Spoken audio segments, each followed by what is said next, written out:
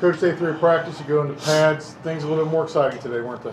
Yeah, I thought we did a really good job today. We challenged them about being physical. And physical doesn't mean reckless and flying around, but physical means everything you do, being physical in stretch, being physical in your indie. It's more of a mentality than an action. And if you have that mentality consistently, the actions follow. So I thought we did a really good job of that. Part of it is to kind of see, once you get in pads, who can block and get off blocks. I thought we got a good evaluation of that today. A lot to learn from.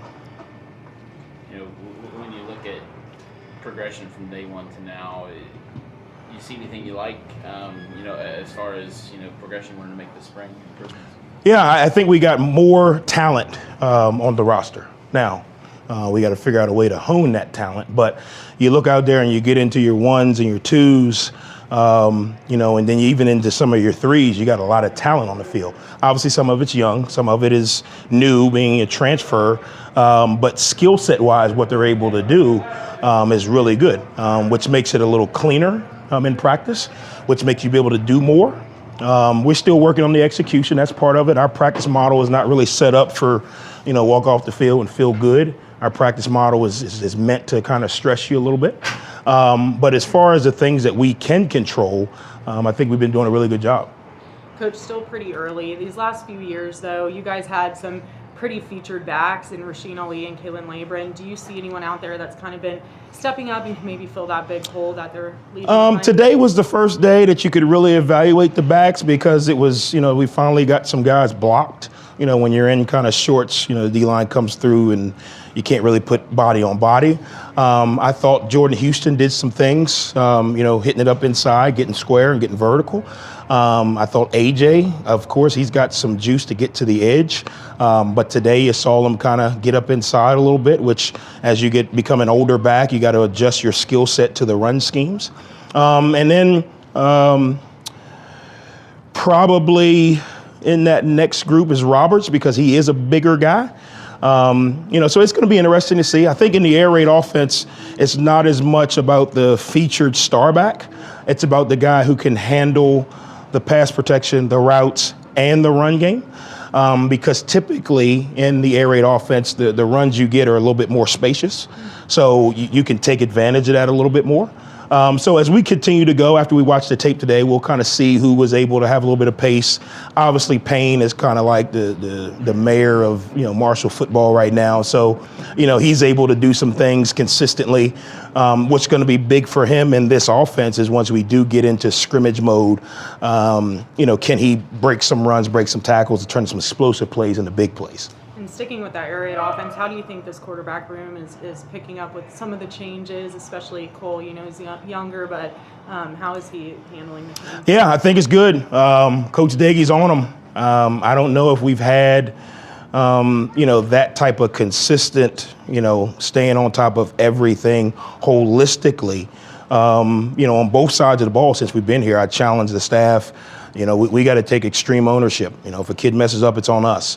Somewhere in the process, from the meeting to the walkthrough to the playbook page, somewhere in the process, there was a breakdown, and that's on us. So coaches have taken a lot more detailed approach, which Coach Daigie's done with the quarterbacks. It's good because right now all of them are kind of even. So every play, every rep is like an evaluation rather than, well, we know, Cole knows this concept because we had it in last year, or Braylon knows this concept because we had it in last year. It's really forcing them to read every coverage, decipher every coverage, make sure my footwork's great, and deliver a good ball. And that's good because ultimately that's who's going to have to play, not the guy that necessarily knows the most. Sometimes when you get a veteran quarterback back, he gets a little bit of a nudge because he knows the most. This year is going to be the guy that can consistently do the job. Typically, he'll obviously probably know more, but if you can know what to do, X's and O's, but you can't do it in this offense, you're not going to be successful. Quite a bit of experience on that D-line, between guys coming back and new guys coming in, but guys that have known the system and I'm thinking of guys like Michael Green and Tackle His Legs that have been here, know the system. How much of a role do you see them playing? I think it's going to be huge. Obviously, the years that we've been really good, we've had really good D-line play holistically, and it's usually not just one guy. It's because we're able to roll, 4, 5, 6, 7 guys in. Last year we ran a little thin at times.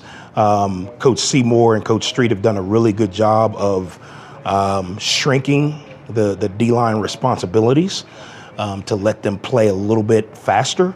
You're starting to see that, when you had Owen Porter, who scored perfect on the Wonderlic, you could put a little more on him, if this, then this, but if this, then this. With these guys, their athletic ability probably overshadows their experience on field, because even Mike Green's a younger guy, Legs is still a younger guy, but their athletic ability, when they know where to go and just to go, will cause a lot more disruption. Just on the eye test, wide receivers look really different from the group you had last year. Yeah, I think the guys we brought in are extremely competitive. Fitzpatrick's a big physical target. Metcalf has got some wiggle inside. He and Chuck have done a really good job in the slot for us. Braylon Brown and Chester both have made some flash plays. Right now, they are in the mode of, I won't say install overload, but, understanding the details of this formation versus this formation. No, don't just line up. You got to line up exactly here, because we need you to be in a certain spot by a certain time. And that's what, I think the air raid offense does a really good job of. If you can get receivers and quarterbacks to truly understand the timing, it's really hard to stop. Now, if they don't understand the timing, we'll look like, the bad news bears. But the times we have understood the timing, it looks really good. And you can go back and teach, hey, look, because your split's too wide, now the quarterback's got to hold the ball a little bit longer. Now the O-line's got to block a little bit longer, or the throw's a little bit higher or further out. We've had more good timing plays than bad, but we're only 3 installs into it. So we'll get to see. But I'm impressed with the group. I think Coach Dobson's doing a good job. He's hard on them. When I say hard on them, meaning forcing them to be exactly right.